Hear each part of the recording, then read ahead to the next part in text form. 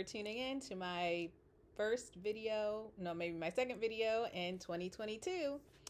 If you are new to my channel is all about how to travel on the more luxury side of things, how to elevate your travel without spending any extra money and just using points and miles to do so. This video is about why I'm not going to try to reach gold medallion status in 2022. That might be a controversial topic.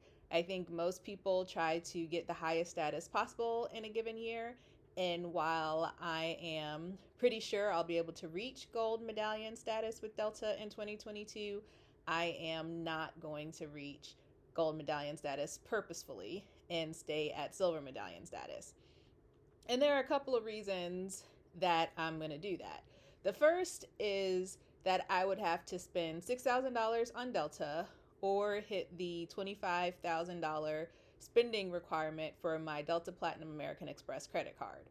Now, I could hit that $25,000 spending limit on the Delta American Express credit card, but if I do that, that would basically be the one credit card that I would use for everything.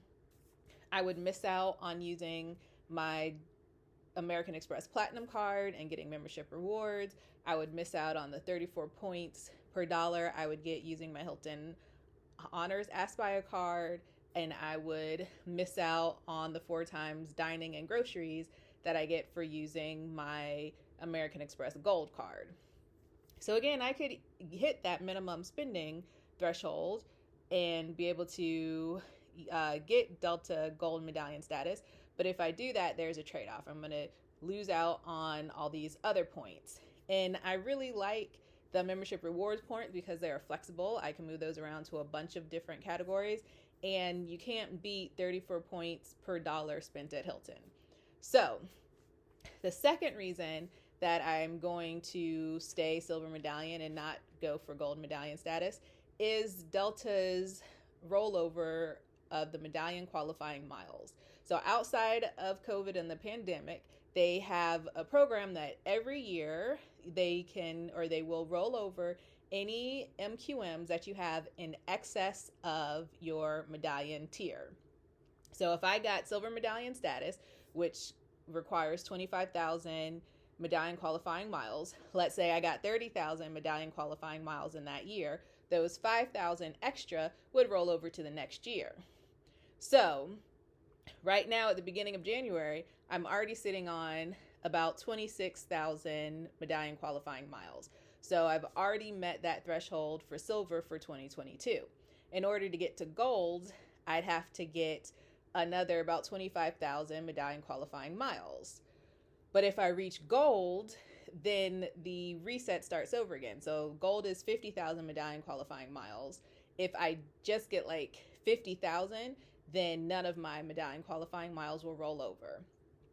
If, let's say, I get 45,000 medallion qualifying miles this year, then I didn't get gold, so those extra 20,000 medallion qualifying miles will roll over to 2023, and I would only need 5,000 more medallion qualifying miles to reach silver status.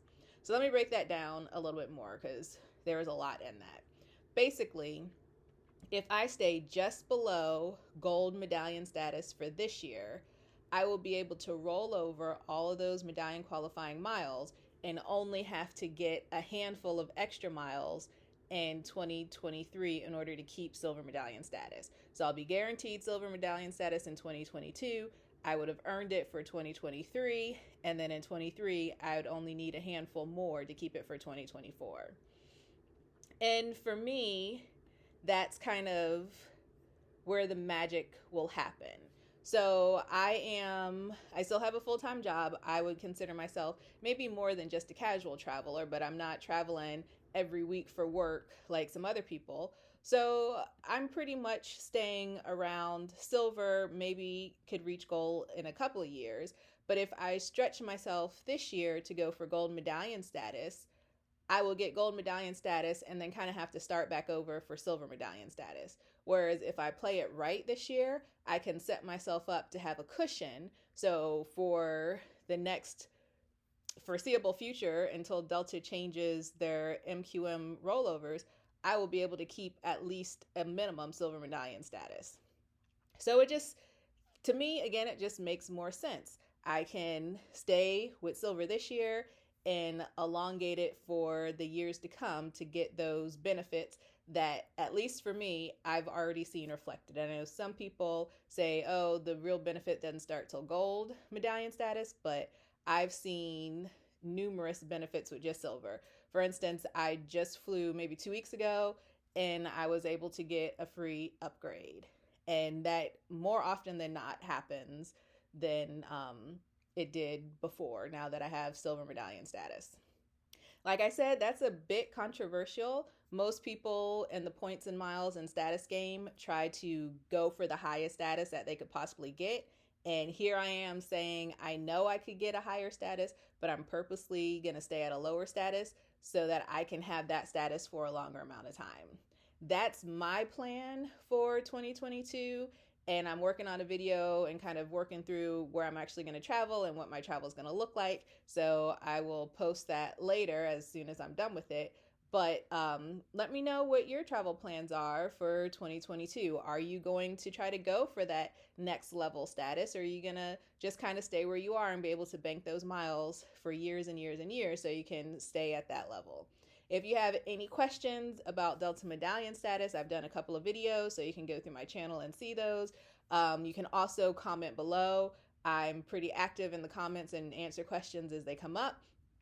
If you have a different method for keeping silver or going for gold and maybe continuing gold for the next couple of years, please let me know, because it's still the beginning of the year. And if someone gives me a plan that is just too awesome to pass up, I will definitely look into it. I might even implement it. Thanks for watching. As always, if you haven't already, please make sure you subscribe, and happy travels. Bye.